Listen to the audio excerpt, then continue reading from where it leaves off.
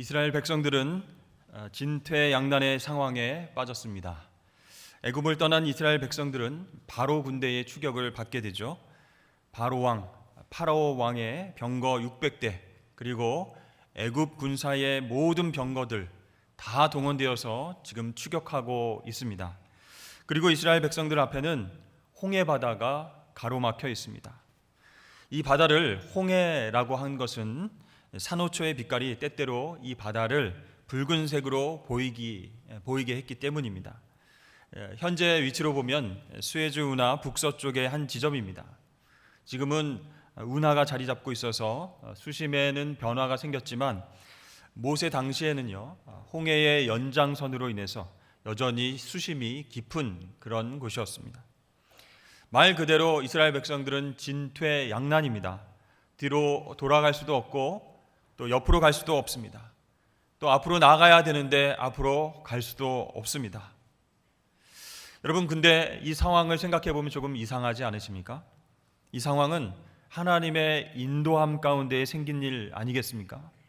하나님의 인도하심을 받으면 이 앞에 장애물이 없어야 할 텐데 하나님께 인도함을 받아도 우리 앞을 막아서는 커다란 장애물이 생길 수 있구나, 그것을 우리가 알게 되죠.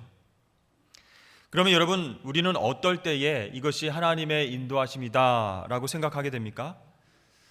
우리 대부분은요, 어떤 길이 열리고 상황이 해결이 되면 이것이 하나님의 인도하심이다 이렇게 생각을 하게 됩니다. 그러나 무조건 길이 열린다고 그것이 하나님의 인도하심이라고 믿는 것, 그것은 굉장히 위험합니다. 왜냐하면 때때로 사탄도 그 길을 열어주기 때문입니다. 대표적인 예가 요나 이야기입니다. 요나가 하나님 말씀에 불순종해서 하나님을 피해서 니느웨가 아닌 다시스로 도망하려고 합니다. 그리고 요빠 항구로 갔을 때에 다시스로 가는 배가 바로 앞에 있었습니다. 쉽게 만났습니다. 그 길이 열리긴 열렸지만 잘못된 길이었다는 것이죠.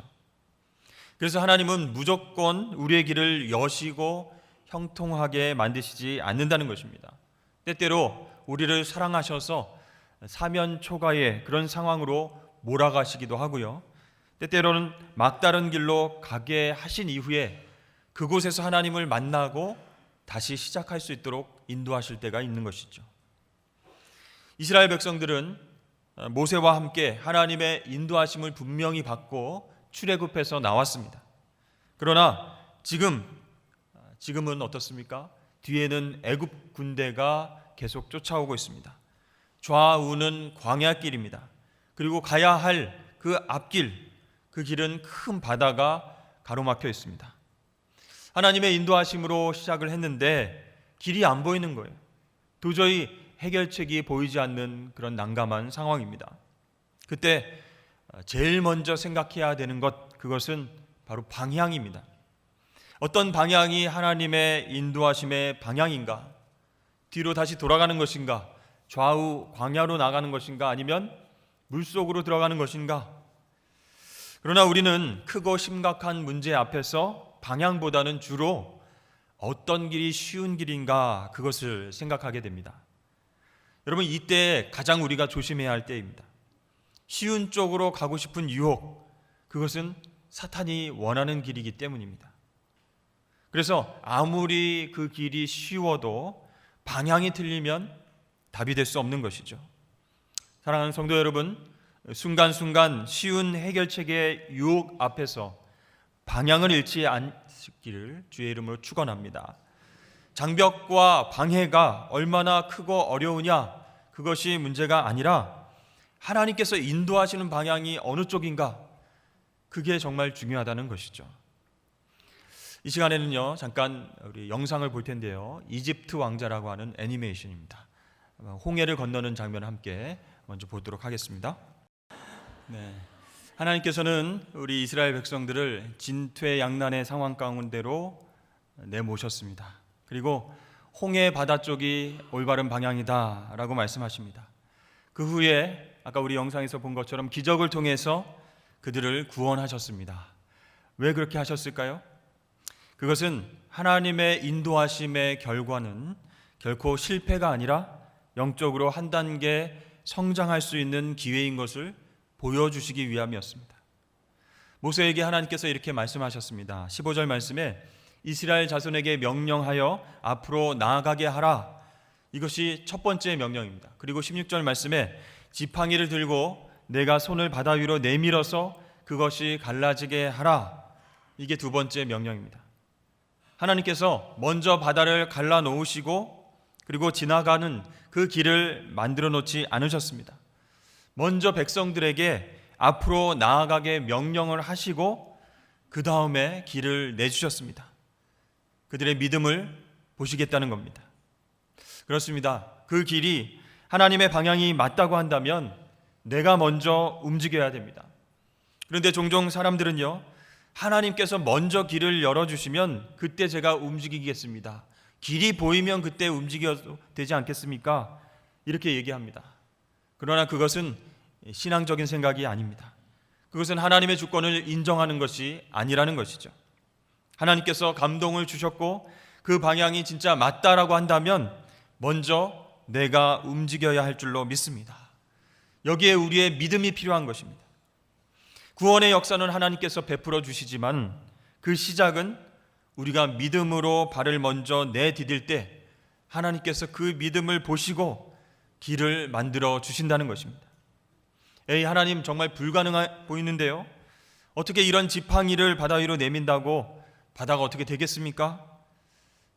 이게 아닙니다. 불가능한 문제 앞에서 하나님은 우리가 믿음으로 먼저 반응하기를 원하시는 것입니다. 길이 열리는 것을 먼저 보고 움직이겠다라는 것은 하나님 앞에 불순종이고 교만한 모습이라고 할 수가 있습니다. 그래서 하나님께서 오늘 동일하게 우리에게 말씀하십니다. 내가 손을 내밀어서 그것으로 바다를 갈라지게 하라. 내 믿음을 보이라. 이렇게 우리에게 명령하십니다. 그렇습니다. 오늘 이스라엘 백성들은요, 믿음을 가지고 하나님의 기적의 길을 열었습니다. 그래서 히브리서 11장 29절에는 이렇게 나와 있습니다. 믿음으로 그들은 홍해를 육지같이 건넜다라고 이야기하고 있습니다. 여러분, 불가능하다고 포기하지 마시길 바랍니다. 먼저 믿음을 가지시길 바랍니다.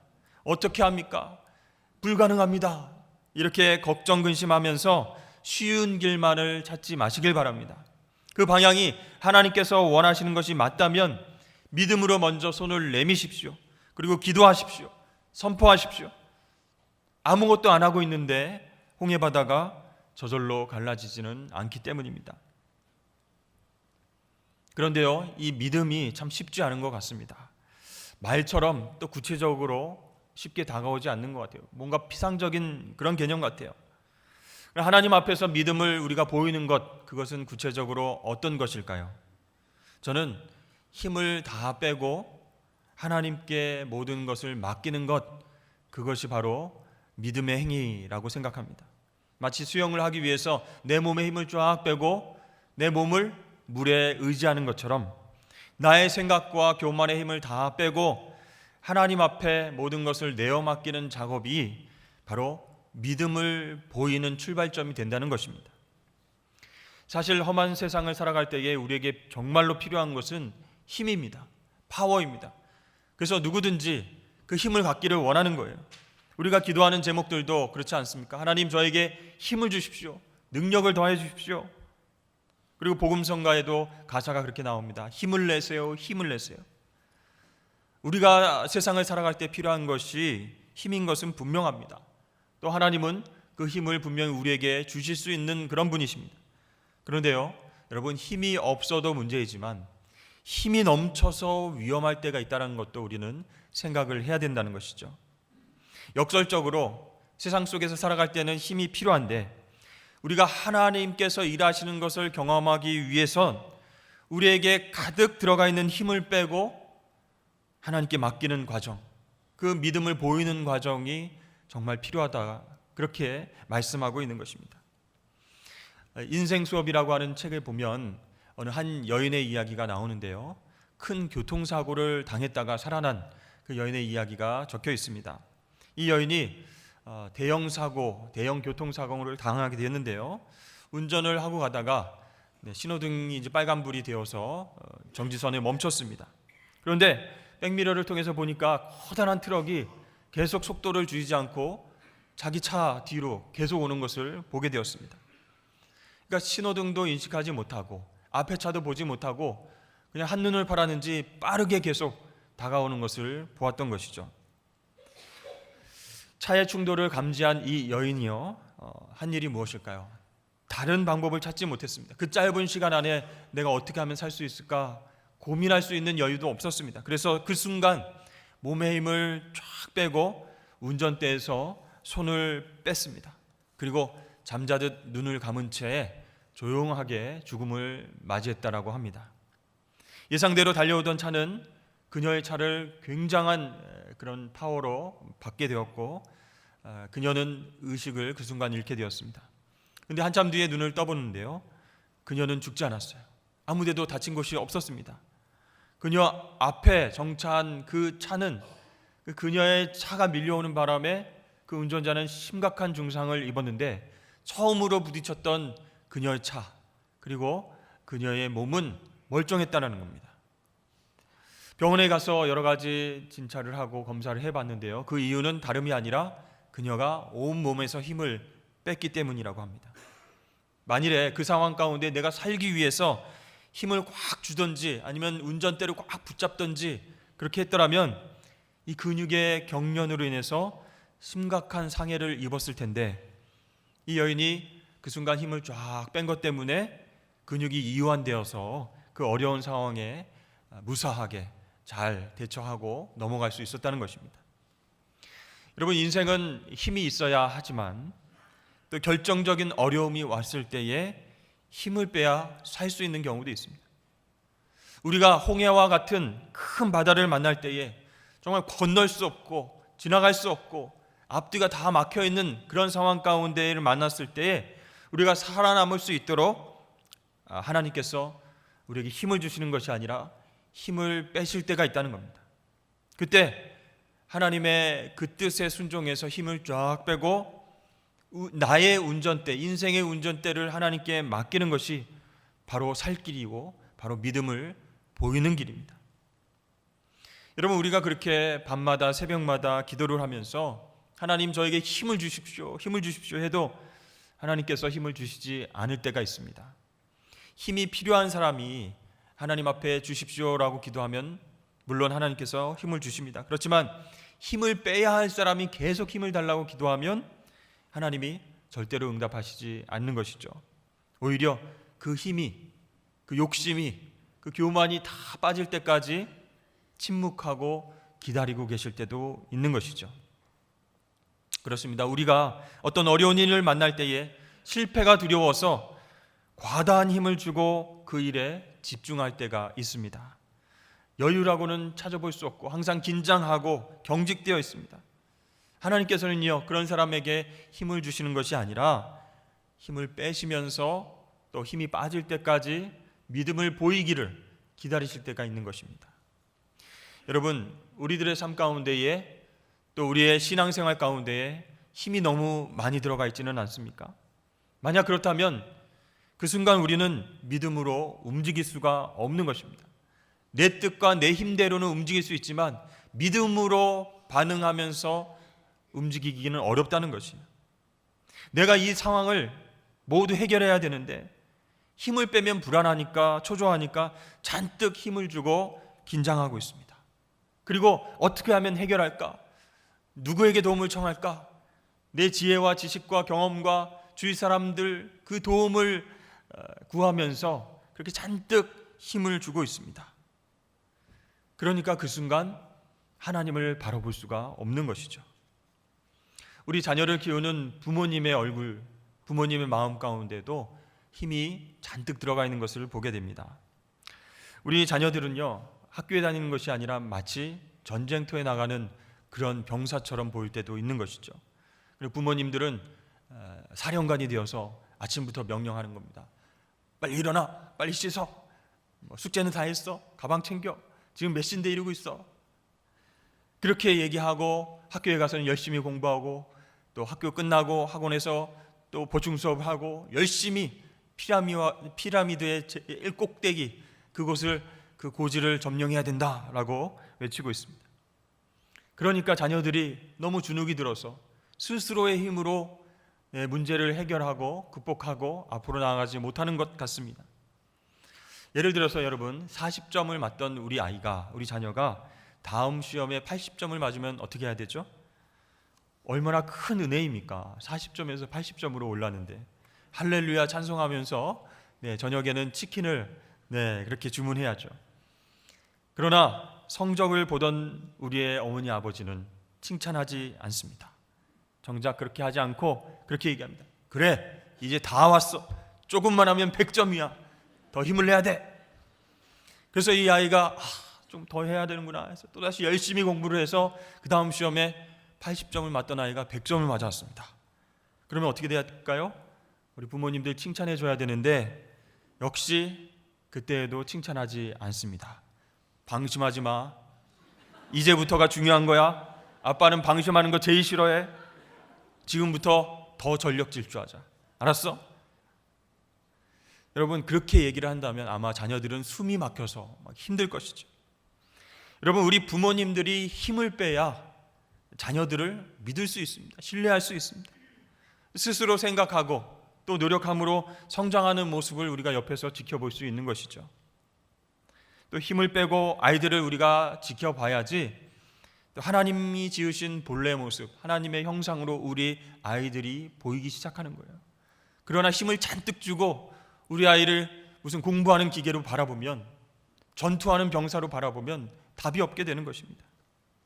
마찬가지로요, 우리의 삶의 현장을 향해서 우리가 가지고 있던 모든 힘들을 빼는 순간 하나님께서 일하시는 것이 보이게 될 줄로 믿습니다.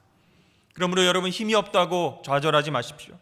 애굽 군사처럼 병거가 없다고 불평불만하지 마십시오. 주눅들지 마시길 바랍니다. 오히려 힘을 뺀 우리가, 힘이 없는 우리의 상태가 오히려 하나님의 은혜와 축복이 채워지는 공간이 될 줄로 믿습니다. 여러분 지금 여러분들 앞에 어떤 홍해가 가로막혀 있습니까? 나가려고 하는데 우리를 가로막고 있는 방해물이 무엇입니까? 그것이 죄된 습관일 수도 있습니다. 또 상처일 수도 있고 아니면 재정적인 어려움과 건강의 문제일 수 있습니다. 근데 하나님께서는요, 그것이 어떤 것이든 간에 힘을 빼고 내 앞에 있는 홍해를 향해서 손을 내밀고 그것을 향해서 갈라지라 선포하라고 말씀하십니다. 그런데요, 우리는 그 홍해와 같은 큰 바다와 같은 문제를 바라보면서 불가능할 것 같고 끝난 것 같고 틀린 것 같고 실패할 것 같고 이 각고가 문제입니다. 여러분 급할수록 우리는 느낌 붙잡지 말고 하나님의 말씀을 붙잡아야 할 줄로 믿습니다. 틀릴 것 같고 안 될 것 같고 이런 느낌에 따라서 감정에 휘말리면 안 된다는 것입니다. 그때일수록 하나님의 약속의 말씀을 붙잡고 믿음을 보여야 한다는 거예요. 힘을 빼야 된다는 겁니다. 그러면 하나님께서 길을 내어주시고 길을 만들어 가시는 것을 우리가 보게 될 줄로 믿습니다. 하나님은요, 하나님의 자녀들이 바른 방향으로 나아가서 믿음으로 움직일 때에 방해하는 것들을 다 하나씩 치워주시는 거예요. 마치 우리 어린 아이가, 우리 어린 자녀들이 걸음마를 배울 때 걸어봐 하면서 손을 놓죠. 뒤뚱뒤뚱 거리다가 어디에 걸려 넘어질까봐 우리 엄마 아빠가 막 앞에 있는 장난감과 방해물들을 치워두듯이 하나님께서 그렇게 하신다는 거예요. 하나님은요, 홍해도 가르시고 요단강도 갈라주셨습니다. 아마 가나안 땅으로 가는 길에 더 많은 강과 바다가 있었다면 그것 다 하나님께서 갈라주셨을 거예요. 때로는요, 왜 하나님께서 이렇게 어려운 길을 가게 하시나? 편한 길도 있고 쉬운 길도 있고 넓은 길이 있는데 왜 이런 길, 통과해야 하는 길, 홍해와 같은 그런 엄청난 길을 가게 하시나 고민될 때도 있습니다. 우리 가족들은 왜 내가 열심히 기도하는데 한 번도 복음을 받아듣고 그리고 교회로 나오지 않는가? 왜 나는 다른 사람들처럼 쉽게 문제가 풀리지 않고 계속 인생이 꼬이기만 하는가? 왜 나만, 왜 우리 자녀만 건강에 문제가 생기는가? 이렇게 고민하고 염려 걱정할 때가 있습니다. 그러나 여러분, 믿음으로 우리가 홍해를 건너가야 영적으로 성장할 수 있기 때문에 하나님께서 때로 그런 어려운 길을 허락하실 때도 있는 것이에요. 그걸 아시는 하나님께서 이스라엘 백성들에게 지금 홍해와 같은 어려움을 허락하신 것입니다. 여러분, 출애굽기 15장 말씀에 가면 모세와 미리암이 우리를 구원하신 하나님을 찬양하고 있습니다. 홍해를 건너게 하신 하나님을 높여서 찬양하는 노래가 나옵니다. 그런데 이스라엘을 구원하신 역사 가운데 두 가지를 강조하고 있습니다. 첫 번째는 하나님께서 홍해를 아주 어렵게 우리를 건너가게 하신 것이 아니라 마치 마른 땅을 건너는 것처럼 쉽게 하셨다. 그것 때문에 막 찬양을 하고 있어요.